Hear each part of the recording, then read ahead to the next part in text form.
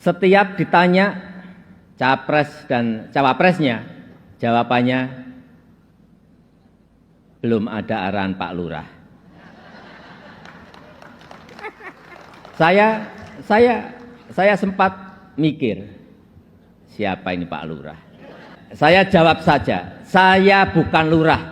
Saya adalah Presiden Republik Indonesia. Walau kampanye belum mulai, foto saya banyak dipasang di mana-mana. Saya tahu ada yang mengatakan saya ini bodoh, pelongo-pelongo, Fir'aun, tolol. Ya enggak apa-apa. Sebagai pribadi saya menerima saja. Assalamualaikum warahmatullahi wabarakatuh. Selamat pagi, salam sejahtera bagi kita semuanya. Shalom, Om Swastiastu, Namo Buddhaya, salam kebajikan. Yang saya hormati Wakil Presiden Republik Indonesia, Bapak Profesor Dr. Kyai Haji Ma'ruf Amin beserta Ibu Wuri Estu Ma'ruf Amin. Yang saya hormati Ketua, para Wakil Ketua dan para anggota Majelis Permusyawaratan Rakyat Republik Indonesia. Yang saya hormati Ketua, para Wakil Ketua dan para anggota Dewan Perwakilan Rakyat Republik Indonesia. Yang saya hormati Ketua, para Wakil Ketua dan para anggota Dewan Perwakilan Daerah Republik Indonesia. Yang saya hormati Ketua, para Wakil Ketua dan para anggota lembaga-lembaga negara. Yang saya hormati Ibu Profesor Dr. Hajah Megawati Soekarno Putri, Presiden Republik Indonesia kelima. Yang saya hormati Bapak Jenderal TNI Tri Sutrisno dan Bapak Dr. Haji Hamzahas. Yang saya hormati Bapak Haji Muhammad Yusuf Kalla beserta Ibu Hajah Mufidah Yusuf Kalla. Yang saya hormati Ibu Hajah Sinta Nuriyah Abdurrahman Wahid. Yang saya hormati Yang Mulia para Duta Besar negara-negara sahabat dan para pimpinan perwakilan badan dan organisasi internasional. Yang saya hormati para Menteri Kabinet Indonesia Maju, Jaksa Agung, Panglima TNI dan Kapolri, serta Kabin. Yang saya hormati para ketua umum partai politik, Bapak Ibu, saudara-saudara sebangsa dan setanah air, para hadirin yang saya muliakan. Kita saat ini sudah memasuki tahun politik. Suasana sudah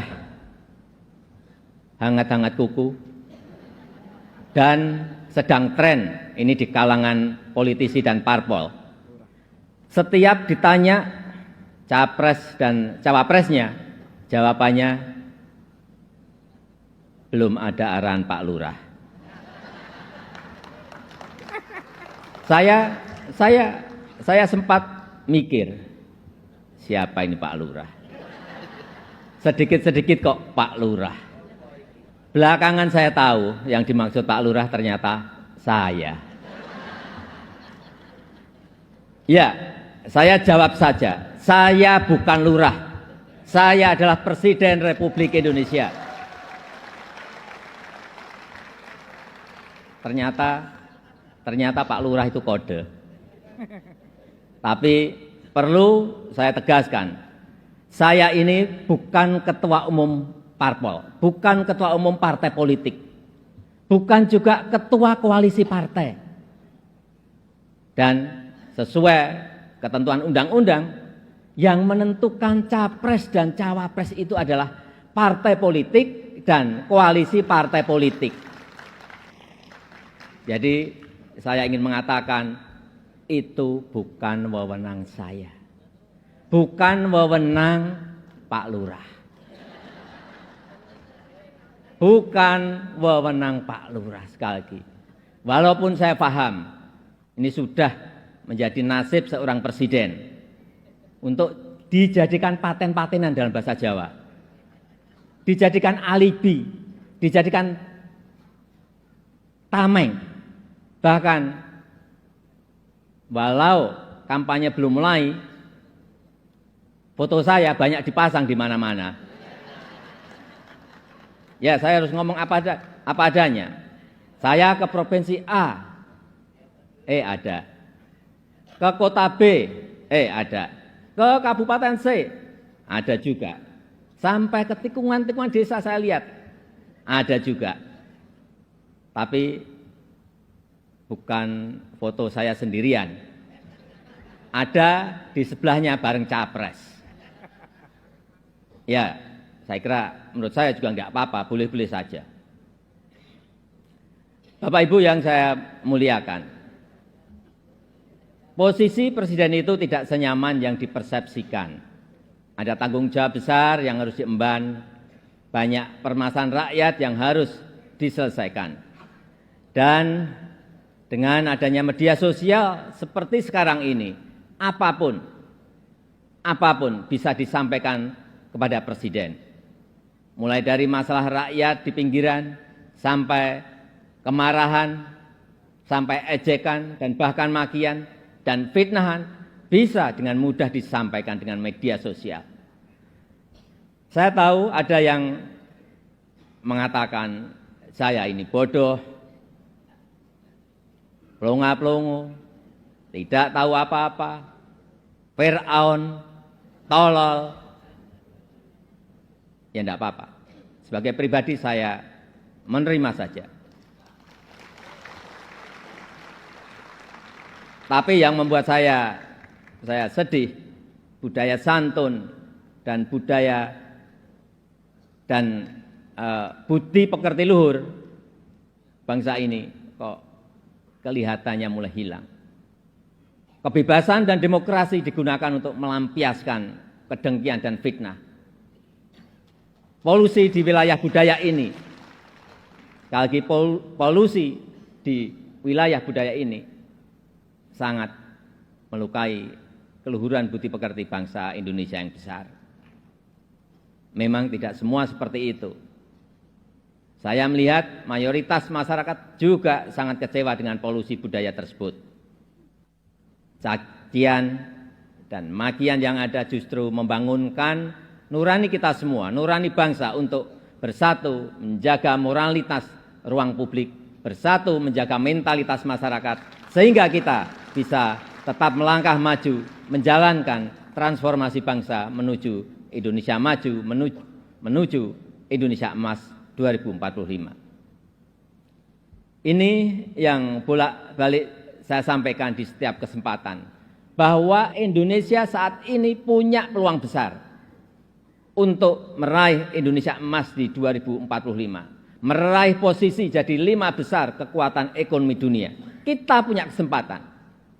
Dan tidak hanya peluangnya saja, tetapi strategi meraihnya sudah ada, sudah dirumuskan. Tinggal apakah kita mau memfokuskan energi kita untuk bergerak maju, atau justru membuang energi kita untuk hal-hal yang tidak produktif, yang memecah belah, bahkan yang membuat kita melangkah mundur. Bapak, Ibu, saudara-saudara sebangsa dan setanah air, para hadirin yang saya muliakan. Bonus demografi yang akan mencapai puncak di tahun 2030-an adalah peluang besar kita untuk meraih Indonesia emas 2045. 68% adalah penduduk usia produktif. Disinilah kunci peningkatan produktivitas nasional kita. Selanjutnya, peluang besar yang kedua adalah international trust yang dimiliki Indonesia saat ini, yang dibangun bukan sekedar melalui gimmick dan retorika semata, melainkan melalui sebuah peran dan bukti nyata keberanian Indonesia dalam bersikap. Momentum presidensi Indonesia di G20, keketuaan Indonesia di ASEAN, konsistensi Indonesia dalam menjunjung HAM, kemanusiaan dan kesetaraan, serta kesuksesan Indonesia menghadapi krisis dunia 3 tahun terakhir ini telah mendongkrak dan menempatkan Indonesia kembali dalam peta percaturan dunia. Dan di tengah kondisi dunia yang bergolak akibat perbedaan Indonesia dengan Pancasilanya, dengan harmoni keberagamannya, dengan prinsip demokrasinya, mampu menghadirkan ruang dialog, mampu menjadi titik temu dan menjembatani perbedaan yang ada. Lembaga think tank Australia, Lowy Institute, menyebut Indonesia sebagai middle power in Asia dengan diplomatic influence yang terus meningkat tajam, dan Indonesia termasuk satu dari 6 negara Asia yang mengalami kenaikan comprehensive power.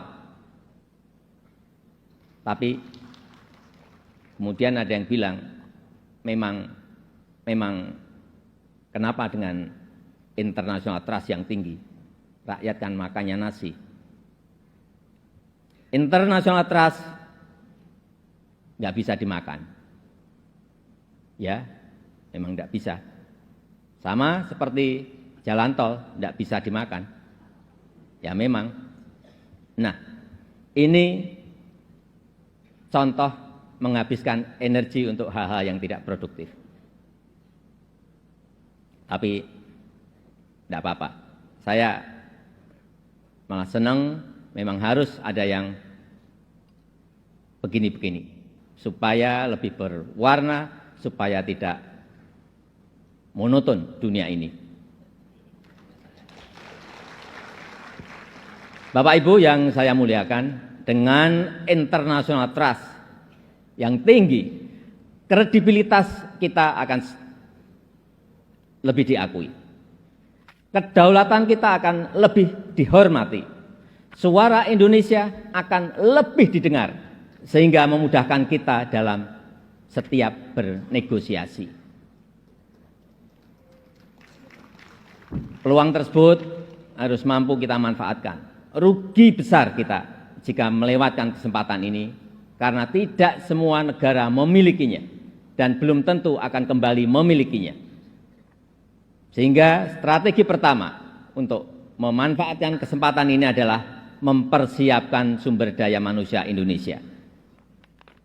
Kita telah berhasil menurunkan angka stunting menjadi 21,6% di 2022 dari angka sebelumnya 37%. Menaikkan indeks pembangunan manusia menjadi 72,9 di 2022. Menaikkan indeks pemberdayaan gender menjadi 76,5 di tahun 2022. Menyiapkan anggaran perlindungan sosial total, kalau dijumlah dari 2015 sampai 2023, sebesar 3.212 triliun, termasuk di dalamnya Kartu Indonesia Sehat, Kartu Indonesia Pintar, KIP Kuliah, PKH, Kartu Sembako, serta perlindungan kepada lansia, penyandang disabilitas, dan kelompok-kelompok rentan lainnya.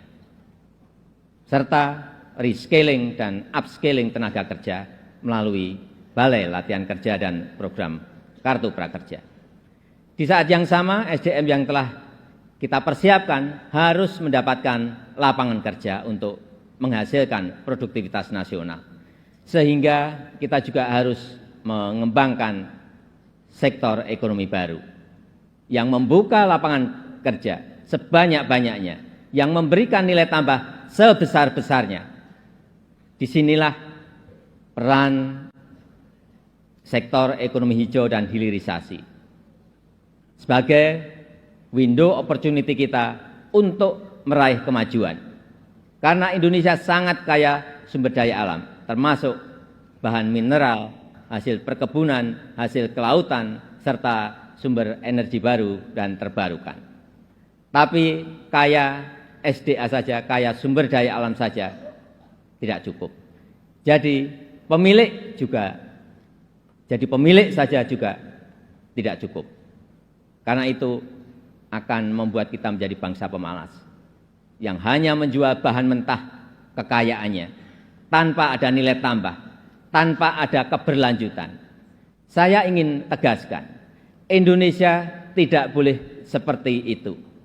Indonesia harus menjadi negara yang juga mampu mengolah sumber dayanya, mampu memberikan nilai tambah dan mensejahterakan rakyatnya. Dan ini bisa kita lakukan melalui hilirisasi yang sudah ratusan kali saya sampaikan, puluhan kali saya sampaikan. Hilirisasi yang ingin kita lakukan adalah hilirisasi yang melakukan transfer teknologi, yang memanfaatkan sumber energi baru dan terbarukan, serta meminimalisir dampak lingkungan. Pemerintah telah mewajibkan perusahaan tambang sekarang ini untuk membangun pusat pembibitan, membangun pusat persemaian, untuk menghutankan kembali lahan pasca tambang, pasca penambangan. Hilirisasi yang ingin kita lakukan adalah hilirisasi yang tidak hanya pada komoditas mineral, tapi juga non-mineral, seperti sawit, rumput laut, kelapa, dan komoditas-komoditas potensial lainnya, yang mengoptimalkan kandungan lokal, yang bermitra dengan UMKM, bermitra dengan petani, bermitra dengan nelayan, sehingga manfaatnya terasa langsung bagi rakyat kecil. Upaya ini sedang kita lakukan dan harus terus dilanjutkan. Ini memang pahit bagi para pengekspor bahan mentah. Ini juga mungkin pahit bagi pendapatan negara dalam jangka pendek. Tapi jika ekosistem besarnya sudah terbentuk, jika pabrik pengolahannya sudah beroperasi, saya pastikan ini akan berbuah manis pada akhirnya. Terutama bagi kesejahteraan masyarakat Indonesia. Sebagai gambaran, setelah kita stop ekspor nikel ore di tahun 2020, investasi hilirisasi nikel tumbuh pesat. Kini telah ada 43 industri pengolahan nikel yang akan membuka peluang kerja yang sangat besar. Ini baru satu komoditas. Dan jika kita konsisten dan mampu melakukan hilirisasi untuk nikel, kemudian tembaga, kemudian boksit, kemudian CPO, dan rumput laut, dan yang lain-lainnya, berdasar hitung-hitungan perkiraan, dalam 10 tahun pendapatan per kapita kita, dalam 10 tahun mendatang pendapatan per kapita kita akan mencapai 153 juta. Atau 10.900 US dollar. Dalam 15 tahun pendapatan per kapita kita akan mencapai 217 juta rupiah. Atau kurang lebih 15.800 US dollar. Dan dalam 22 tahun pendapatan per kapita kita akan mencapai 331 juta rupiah atau 25.000 US dollar. Sebagai perbandingan, tahun 2022 kemarin kita berada di angka 71 juta rupiah. Artinya, dalam 10 tahun lompatannya bisa 2 kali lipat lebih, di mana fondasi untuk menggapai itu semua sudah kita mulai, pembangunan infrastruktur dan konektivitas yang pada akhirnya menaikkan daya saing kita. Kita tahu berdasarkan International Institute for Management Development, IMD, daya saing kita di tahun 2022 naik dari ranking 44 menjadi 34. Kenaikan ini merupakan kenaikan tertinggi di dunia. Pembangunan dari desa, pembangunan dari pinggiran dan daerah terluar yang pada akhirnya memeratakan ekonomi kita dengan dana desa yang kita gelontorkan total mencapai 539 triliun dari tahun 2015 sampai tahun 2023. Konsistensi reformasi struktural, terutama penyederhanaan regulasi, kemudahan perizinan, kepastian hukum, dan pencegahan korupsi, semua itu menjadi modalitas kita untuk meraih kemajuan.